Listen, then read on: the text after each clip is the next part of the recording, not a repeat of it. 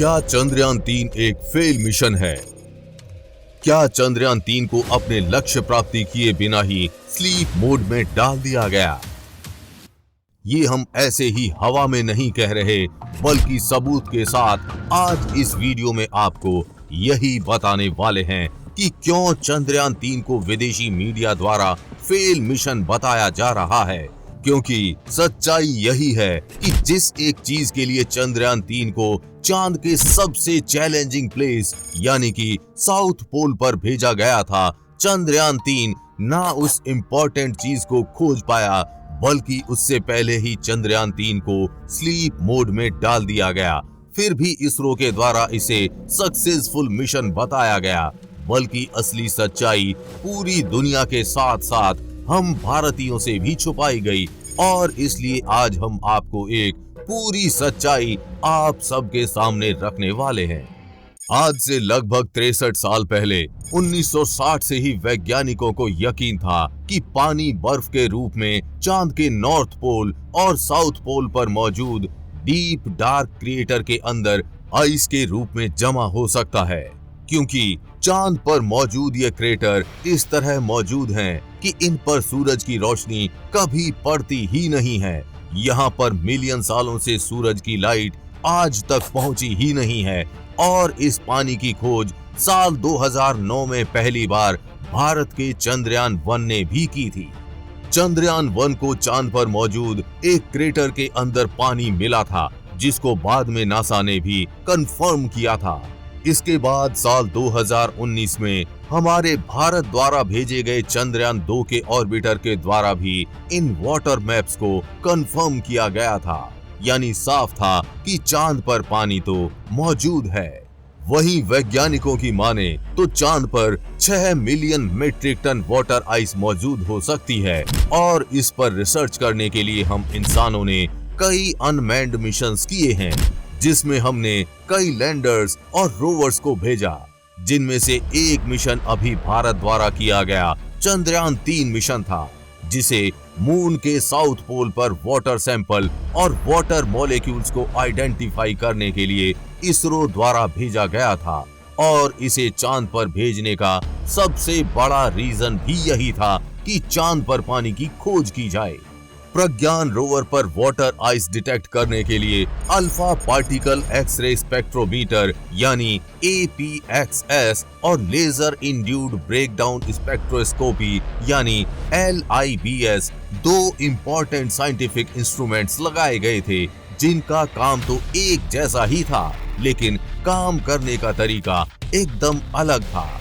जैसे कि alpha particle x ray spectrometer की मदद से मून की सॉइल पर रेडियो एक्टिव मटेरियल से निकलने वाले रेडिएशन को फायर करके और फिर उस मून सॉइल से रिफ्लेक्ट होकर स्पेक्ट्रम को एनालाइज करके उनमें एलिमेंट्स को आइडेंटिफाई करता। जबकि लेजर इंड्यूस्ड ब्रेकडाउन स्पेक्ट्रोस्कोपी द्वारा हाई पावर लेजर को डायरेक्टली मून सॉइल पर फायर करता, जिससे वो प्लाज्मा में बदल जाती और इनसे निकलने वाली रेडियो वेव्स को LIBS में लगा डिटेक्टर कैप्चर कर लेता, जिससे हमें उस सैंपल में मौजूद अलग अलग एलिमेंट्स की वेवलेंथ मिलती, जिससे डाटा के साथ कंपेयर करके हम ये आइडेंटिफाई कर पाते हैं कि सैंपल में कौन कौन से एलिमेंट्स मौजूद थे। और LIBS की मदद से चंद्रयान-3 के रोवर ने मून सॉइल में एल्यूमिनियम, कैल्शियम, आयरन, क्रोमियम और टाइटेनियम जैसे कई एलिमेंट्स की डिस्कवरी की है। इसके अलावा LIBS के डाटा में हमें कई शॉकिंग एलिमेंट्स भी मिले हैं, जैसे कि ऑक्सीजन, सल्फर। इनमें सबसे मोस्ट और इम्पोर्टेंट एलिमेंट सल्फर है, जिसकी डिस्कवरी पहली बार मून सरफेस पर चंद्रयान-3 के द्वारा की गई है। लेकिन सल्फर की डिस्कवरी इतनी इम्पोर्टेंट क्यों है? वैसे देखें तो सल्फर का चंद्रमा की सतह पर मिलना एक प्रूफ है। आज से कई लाख साल पहले मून पर भी कई वोल्केनिक एक्टिविटीज होती थी, क्योंकि उसी के चलते ये सल्फर चंद्रमा के अंदर से उसकी सतह पर आया होगा। और इस खोज से हमें चांद के इवोल्यूशन को और बेहतर से समझने में मदद मिलेगी। हम भविष्य में ये समझ पाएंगे कि आखिर एक समय पर वोल्केनिक एक्टिव मून आज जियोलॉजिकली इनएक्टिव कैसे बन गया है। लेकिन जैसा कि हमने आपको कहा कि सभी डिस्कवरी के बावजूद और इतनी रिसर्च करने के बाद भी इसरो के वैज्ञानिकों को चंद्रयान 3 के रिसर्च डाटा में वाटर के मॉलिक्यूल्स नहीं मिले और इसी बीच 4 सितंबर को चंद्रयान 3 का सफर खत्म हो गया, क्योंकि चांद पर रात का समय शुरू होने वाला था, जिसमें चांद के साउथ पोल का टेम्परेचर -220 डिग्री सेल्सियस तक चला जाता है, जिसके लिए चंद्रयान 3 को डिजाइन नहीं किया गया था। और इसका कारण था इस मिशन का लो बजट, और इसी वजह से ना चाहते हुए भी इसरो को चंद्रयान 3 को मून सरफेस पर वाटर आइस ना डिस्कवरी किए जाने के बावजूद स्लीप मोड में डाल दिया गया। वैसे ज्यादातर वैज्ञानिकों को पता था कि ये मिशन खत्म हो चुका है, चंद्रयान 3 के लैंडर और रोवर अब कभी नहीं जागेंगे। लेकिन कुछ वैज्ञानिकों के अंदर आशा की किरण बाकी थी कि शायद 22 सितंबर 2023 को मून नाइट खत्म होने के बाद शायद हम विक्रम लैंडर और प्रज्ञान रोवर से हम दोबारा से कम्युनिकेट कर पाएं। इसी के तहत फिर इन्हें 22 सितंबर के बाद दोबारा जगाने की कोशिश की गई, लेकिन दोनों में से किसी ने भी रिस्पॉन्स नहीं किया, और उसका मतलब था कि उस एक्सट्रीम टेम्परेचर से उन दोनों के पार्ट्स डैमेज हो चुके थे और अब ये दोनों चांद पर सिर्फ भारत की एक निशानी बन चुके थे।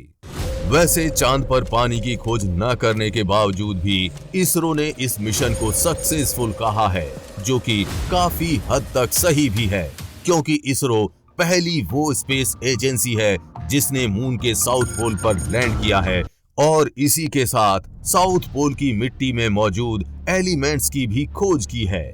लेकिन चंद्रयान 3 को भेजने के पीछे सबसे इम्पोर्टेंट रीजन पानी की डिस्कवरी था, जिसके बारे में इस मिशन में हमें ज्यादा जानकारी मिली ही नहीं, और इस बात पर किसी ने इतना ध्यान दिया भी नहीं। यानी कि यहाँ पर हम कह सकते हैं कि चंद्रयान 3 ने वो किया ही नहीं जिसके लिए इसे चांद के साउथ पोल पर भेजा गया था, और इसी वजह से इंटरनेशनल लेवल पर देखा जाए तो चंद्रयान 3 को ऐसे मिशन में अकाउंट किया जा रहा है जो मून पर वाटर को खोजने में फेल रहा है। और यहाँ से चांद को लेकर एक काफी बड़ी मिस्ट्री भी शुरू होती है, क्योंकि जब हमें चंद्रयान 1 और कई मिशनों में स्पेक्ट्रोमीटर मैप में मून के पोल पर हमें कई पानी के क्रेटर देखने को मिले हैं, लेकिन हम चांद पर जाकर इस पानी को क्यों नहीं खोज पा रहे हैं? हमें वहां पर H2O का कोई सिग्नेचर क्यों नहीं मिला? ये मिस्ट्री काफी कंफ्यूजिंग लगती है, जिसे आने वाले चंद्र मिशनों के द्वारा सुलझाने का प्रयास किया जाएगा। वैसे आपके अनुसार चांद पर पानी की खोज ना करने के बावजूद भी चंद्रयान 3 मिशन सफल है या असफल? नीचे कमेंट बॉक्स में लिखकर जरूर बताएं। एक भारतीय होने के कारण हमारे लिए तो ये बहुत गौरव की बात है कि चाहे हमने चांद पर पानी की खोज ना की हो, लेकिन चांद के दक्षिणी ध्रुव पर उतरने वाले हम पहले देश बने हैं। हमें पूरी उम्मीद है कि आपको ये जानकारी अच्छी लगी होगी, और जानकारी अच्छी लगी हो तो शेयर के बटन पर क्लिक करके इस अच्छी जानकारी को ज्यादा से ज्यादा लोगों में फैलाएं, जिससे आपके दोस्त और रिश्तेदार भी कुछ अच्छा सीख पाएं। साथ ही आप भी वीडियो को लाइक जरूर करके जाएं। आगे भी ऐसी इंफॉर्मेटिव वीडियोस आती रहेंगी, इसलिए अपडेटेड रहने के लिए चैनल को सब्सक्राइब करके बेल नोटिफिकेशन ऑन जरूर कर लें। जल्द मिलेंगे ऐसी ही इंफॉर्मेटिव वीडियोस के साथ और आपको कुछ अच्छा सिखाएंगे। तब तक के लिए जय हिंद, जय भारत।